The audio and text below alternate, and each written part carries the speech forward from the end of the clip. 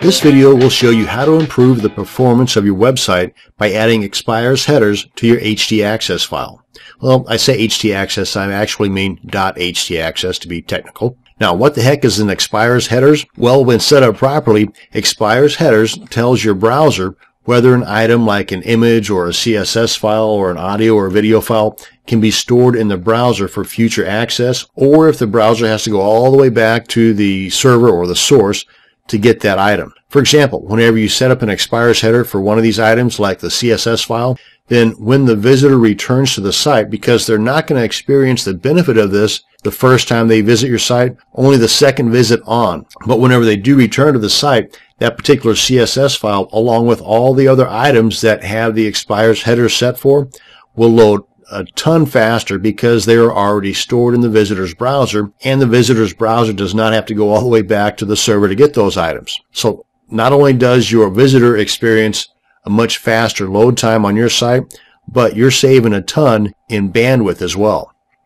Now, for this speed tip to work, you do need to be on an Apache server, which most are these days, so that's not that big of a deal. Also, if after adding your expires headers code snippet, the tests are not showing the expires headers feature being active, then contact your host and ask if they have the expires header module activated, and while you got them on the line or chat or whatever, ask them what code snippet do they suggest that you use. Also, if you're running an e-commerce site or a membership site, you might want to contact the plugin or software creator of your e-commerce program and ask them if there are known issues with their software and expires headers. And if so, what do you need to do to avoid those problems while enjoying the benefits of the speed increase? Now first, let's go ahead and run a test to see where we are in regards to the browser caching, also known as expires headers. Now, I'm going to use GTmetrix because this guy uses two tests, that being the page speed from Google and YSlow from the developers over at Yahoo. So let's first off go ahead and copy my URL into my clipboard. Come on back here to gtmetrix.com, paste it right in here, then click on Go. And depending upon the size of your site, would depend on how long this is going to take. Mine's just a dummy site with not a lot of content on the front page, so it's not going to take long to give it a test. And we test pretty crappy. So we got a 68 with page speed and a 76 with YSlow. Now, what we're going to be adding will not necessarily increase these scores, but it will increase an item that affects these scores. That is, with page speed, leverage browser caching pretty poorly with a 25. And with YSlow, we're looking for add expires headers. They're the same thing, tomato, tomato, just with YSlow they call it expires headers. With page speed, they call it browser caching. But here, we scored a big fat 0.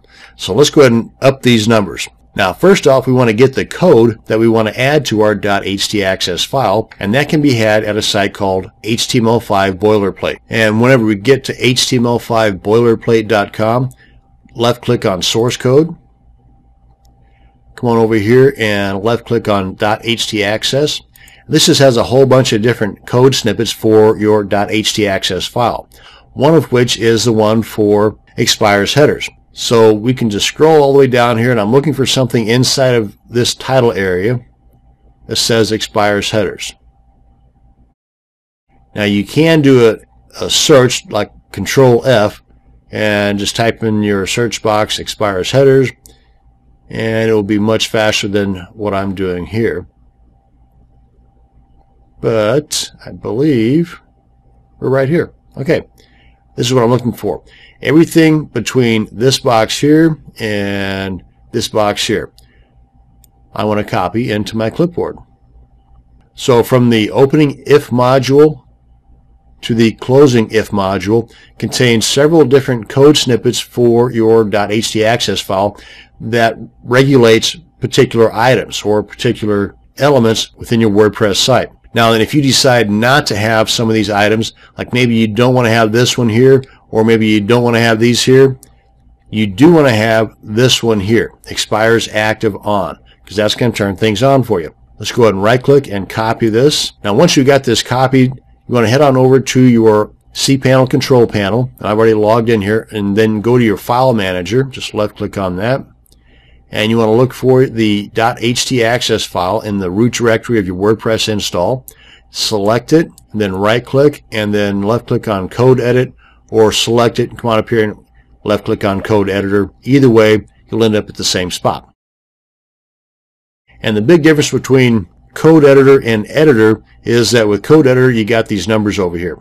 And paste that code in here, and there we are. Now then again, you want to make sure that this is included. You might decide not to have this guy in there. Totally up to you. I would say leave it in there, and if it doesn't cause problems, then you're good to go. Now, to further explain this, if you come on down here under Media, let's say under Images that you've got a cat image on your WordPress site, and for some odd reason, you all of a sudden do not like cats. You want to change that image to a dog. Now then, if you have this set for, let's say, 1 year, then your visitor, upon the first visit to your site, will get that cat image in their browser. Boom, it's stored there for the next year. And 2 months down the line, you've changed that image to a dog. Now then, if you do not change the name of that image, then every time that visitor comes back to your site, they're not going to see the beauty of the dog. They're only going to see that cat image until this guy expires, or until they clear their browser cache, which they can do by holding the control key down and hitting their F5 key. So if you do add images or any content, make sure that you're doing so with a new name. Make sure that that content has a different name than an original or an existing element. Otherwise, your visitor, whenever they visit your site, will only get the item in the cache. And one thing on this that I do not like is this guy right here, the favicon. The favicon, by the way, is this little image right up here. That's the favicon. That, for me anyway, never changes. If I'm going to put one up, it's going to stay there for as long as I have that particular domain.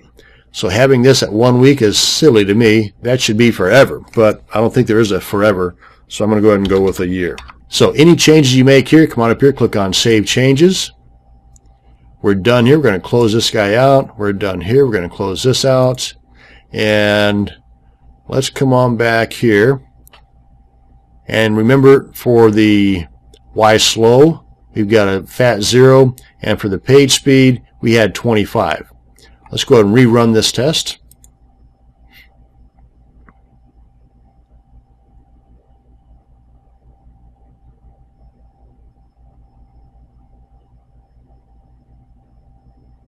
Now our numbers here under page speed did not improve a whole lot. Well, actually didn't improve at all. They did over here under Y slow. So you can see with Y slow, they do have a lot more emphasis on the benefits of adding expires headers. As a matter of fact, if we come on down here, now we're under page speed, and where are we at here? Leverage browser caching right here. We got 100. So from 25 to 100, major improvement there.